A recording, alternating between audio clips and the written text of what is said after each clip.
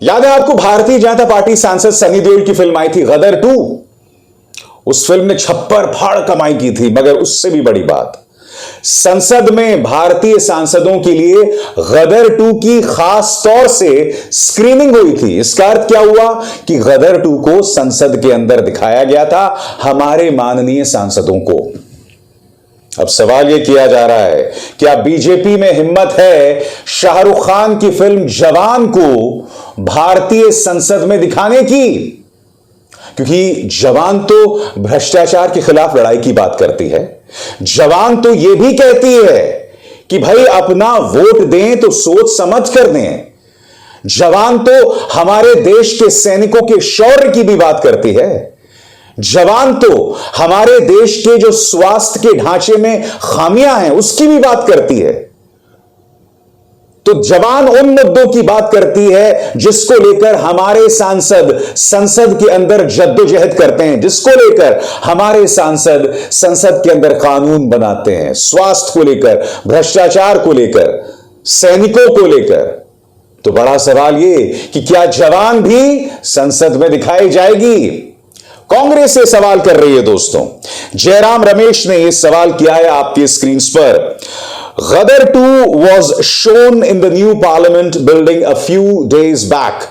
Will the Modi सरकार have the courage to screen जवान as well? नए संसद भवन में कुछ दिन पहले गदर 2 दिखाई गई थी। क्या मोदी सरकार में जवान की भी स्क्रीनिंग कराने की हिम्मत है? कांग्रेस हिम्मत शब्द का इस्तेमाल क्यों कर रही है मैं आपको बताता हूं।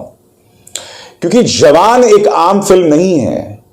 जवान सिर्फ वो फिल्म नहीं है जिसने 4 दिन में 500 करोड़ रुपए की कमाई की है। नहीं साहब, मुद्दा सिर्फ जवान की कमाई का नहीं है। जवान एक ऐसी फिल्म है जो एक कमर्शियल एंटरटेनर होने के साथ साथ एक व्यावसायिक फिल्म होने के साथ साथ सामाजिक संदेश भी देती है। जवान वो फिल्म है दोस्तों, क्योंकि आपको याद होगा मुख्यमंत्री आदित्यनाथ के गोरखपुर में बड़ी तादाद में मासूम बच्चे एन्सेफेलाइटिस से गए थे और अपनी कमियों पर पर्दा डालने के लिए डॉक्टर कफील खान को बलि का बकरा बनाया गया था। डॉक्टर कफील खान उस वक्त हमारे बच्चों को बचाने के लिए ऑक्सीजन सिलेंडर्स मुहैया करा रहे थे, मगर ठीकरा उनके सिर पर फोड़ा गया। उसके बाद करीब 9 महीने तक NSA के अंतर्गत, राष्ट्रीय सुरक्षा एक्ट के अंतर्गत उन्हें जेल में बंद करके रखा गया।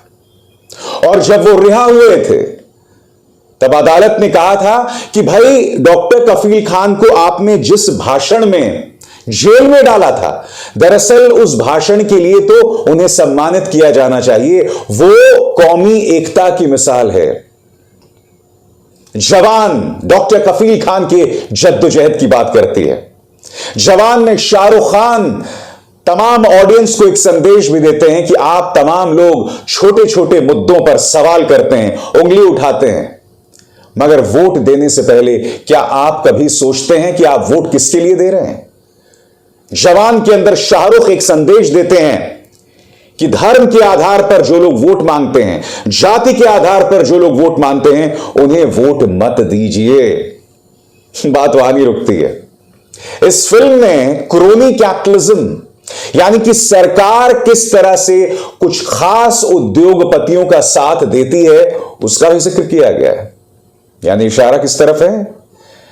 इशारा उस उद्योगपति की तरफ है जो प्रधानमंत्री नरेंद्र मोदी के साथ एक विमान के अंदर देखे जाते हैं, यानी कि गौतम अडानी और स्वयं प्रधानमंत्री नरेंद्र मोदी। फिल्म इसकी भी बात करती है।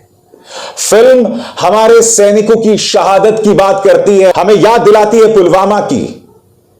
वो पुलवामा जब हमारे 40 जवान शहीद हो गए थे और इंटेलिजेंस फेलियर के मुद्दे को संबोधित करने की बजाय उनकी शहादत पर खुद प्रधानमंत्री नरेंद्र मोदी ने वोट मांगे थे, जबकि चुनाव आयोग ने साफ तौर पर कहा था कि आप सैनिकों की शहादत पर वोट नहीं मांग सकते, मगर प्रधानमंत्री ने ऐसा किया था। इस फिल्म के अंदर भी सैनिकों की शहादत की बात होती है। जवान एक अच्छी फिल्म है, बुरी फिल्म है, वो बात की बात है, मगर जवान इन तमाम प्रासंगिक मुद्दों को उठाती है। इसीलिए कांग्रेस ये सवाल कर रही है कि क्या प्रधानमंत्री नरेंद्र मोदी या भाजपा सरकार में हिम्मत है जवान की स्क्रीनिंग संसद के अंदर कराने की। बहरहाल शाहरुख खान तो इस सरकार का पूरा साथ दे रहे हैं, बधाई दे रहे हैं प्रधानमंत्री का। दोस्तों, जैसे कि आप जानते हैं कि G20 जो है वो संपन्न हुआ है भारत के अंदर, और प्रधानमंत्री नरेंद्र मोदी का एक ट्वीट आया, productive discussions at the G20 summit for a better planet. प्रधानमंत्री आ कह रहे हैं कि G20 में बहुत ही सकारात्मक चर्चा हुई ताकि हम भविष्य में एक बेहतर पृथ्वी बना सकें, एक बेहतर ग्रह बना सकें। इसके जवाब में शाहरुख खान ने प्रधानमंत्री नरेंद्र मोदी को बधाई देते हुए क्या कहा है आपके स्क्रीन पर। Congratulations to Honorable Prime Minister Narendra Modi ji for the success of India's G20 presidency and for fostering unity between nations for a better future for the people of the world. It has brought in a sense of honor and pride into the hearts of every Indian. Sir, under your leadership, we will prosper not in isolation but in oneness. One earth, one family, one future. Shahrukh Khan इसमें कह रहे हैं कि G20 का आयोजन जिस तरह से भारत सरकार ने किया है उसमें हर भारतीय के अंदर एक गर्व की भावना आई है। इसके अलावा आपके नेतृत्व में हम अलहदगी में नहीं, अकेले होकर नहीं, एक साथ मिलकर तरक्की करेंगे। इन वननेस, एकता में, एक पृथ्वी, एक परिवार, एक भविष्य। शाहरुख खान यहां पर प्रधानमंत्री को बधाई देते हुए, तो प्रधानमंत्री आपको तो शाहरुख खान बधाई भी दे रहे हैं, तो क्यों ना जवान की स्क्रीनिंग जो है वो संसद के अंदर करा दी जाए, क्योंकि आपने गदर 2 की स्क्रीनिंग कराई थी। आज मैं ये मुद्दा आपके सामने क्यों रख रहा हूं, आप इस बात पर गौर करना पड़ेगा दोस्तों। याद कीजिए 2 फिल्में आई थी, कश्मीर फाइल्स और केरला स्टोरी।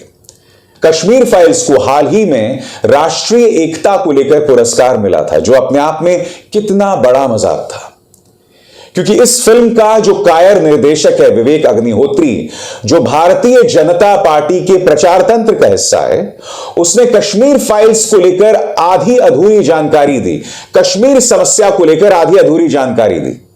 इसमें इतनी हिम्मत भी नहीं हुई कि आर्टिकल 370 को लेकर मोदी सरकार का महिमा मंडन तो करता रहा फिल्म के अंदर, मगर यह सवाल तक नहीं कर सका कि जब कश्मीरियों का, कश्मीरी पंडितों का पलायन हो रहा था कश्मीर से, तब कौन सा भाजपा का नेता उनसे मिलने 1990 में गया था। और जब से हमारे कश्मीरी पंडित भाई बहन राहत शिविरों में हैं, उनसे मिलने के लिए प्रधानमंत्री नरेंद्र मोदी या अमित शाह कब गए?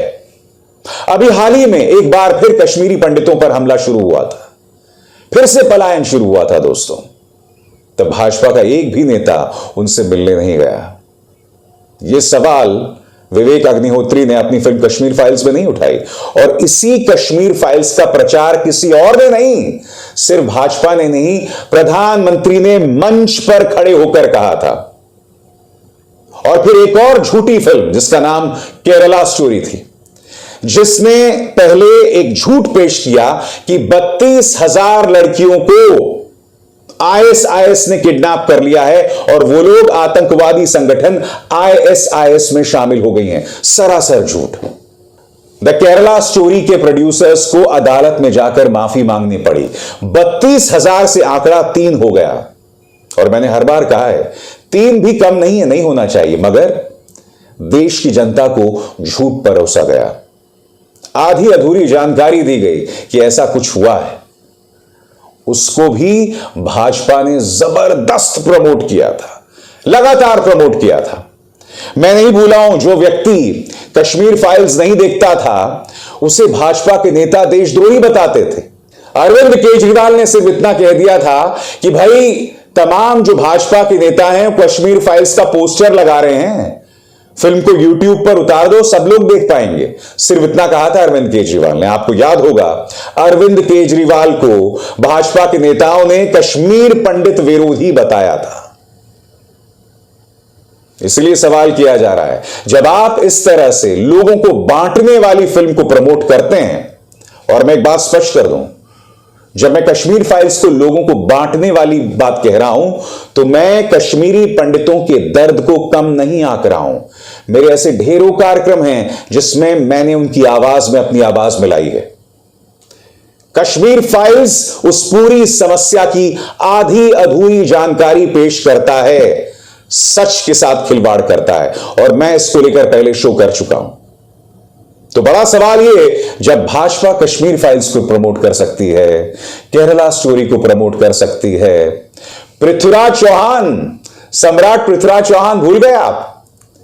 उसकी स्क्रीनिंग में भाजपा के नेता गए थे, अमित शाह गए थे, मुख्यमंत्री आदित्यनाथ गए थे, भूल गए आप? क्यों?